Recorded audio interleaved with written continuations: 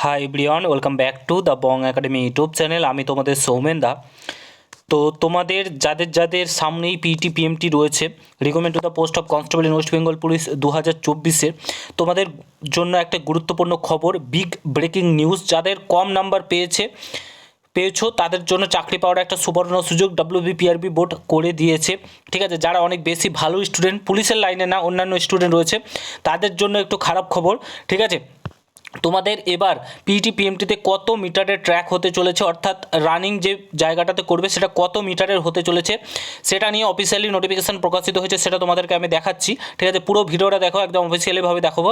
এবং তোমাদের জন্য প্রত্যেকের জন্য সুবর্ণ সুযোগ রয়েছে। যারা ফিজিক্যালিভাবে স্ট্রং, শুধু পুলিশের কথাই ভেবে পড়াশোনা করেছো, তাদের জন্য বলছি, কম নম্বর পেলেও তোমরা কিন্তু চাকরিটা পাবে। এবার কম নম্বর যদিও পেয়েছো, চাকরিটা পাওয়ার সুবর্ণ সুযোগ রয়েছে। এই সুযোগটাকে একদমই কেউ হাতছাড়া করো না।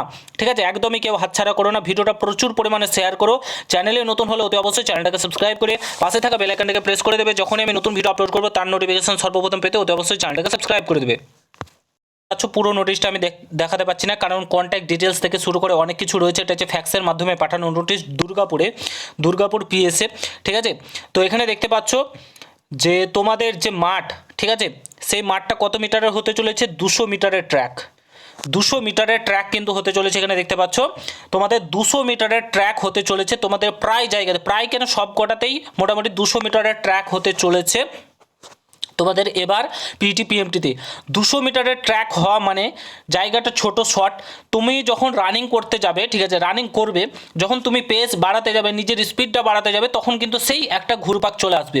এই জিনিসটা হয়। তো এই ক্ষেত্রে যারা মাঠে ভালোভাবে মানে পিটি পিএমটি মানে মাঠ প্র্যাকটিস করেছে আগে থেকে, ফিজিক্যালি বলতে গেলে স্ট্রং, যারা সারা বছর ধরে মাঠ করে আসে, কিংবা 5-6 মাস থেকে মাঠ করছে, 3-4 মাস থেকে মাঠ করছে, তারাই শুধুমাত্র কোয়ালিফাই করতে পারবে। তাছাড়া এখানে কোয়ালিফাই করা নেক্সট টু ইম্পসিবল। এই শীতের দিনে এই কম সময়ে নেক্সট টু ইম্পসিবল মাঠ কমপ্লিট করা। আমি কারণ ডিমোটিভেট করছি না, বাট এটাই সত্য, কিছু করার নেই।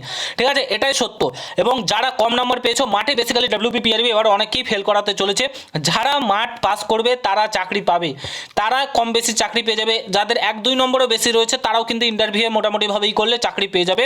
এই হচ্ছে WBPRBর এবারের সিদ্ধান্ত। ঠিক আছে, তো তোমাদের যে মাঠ সেটা 200 মিটারের ট্র্যাক হতে চলেছে। এবং প্রত্যেকে যারা ফিজিক্যালি, এই জিনিসটাই আমি বলতে চাইছিলাম যে সবাইকে সমানভাবে সুযোগ দেওয়া হোক। পরীক্ষার এক্সামে যেমন কাট অফ বেড়ে যাচ্ছে, কোশ্চেনের লেভেল হার্ড হচ্ছে।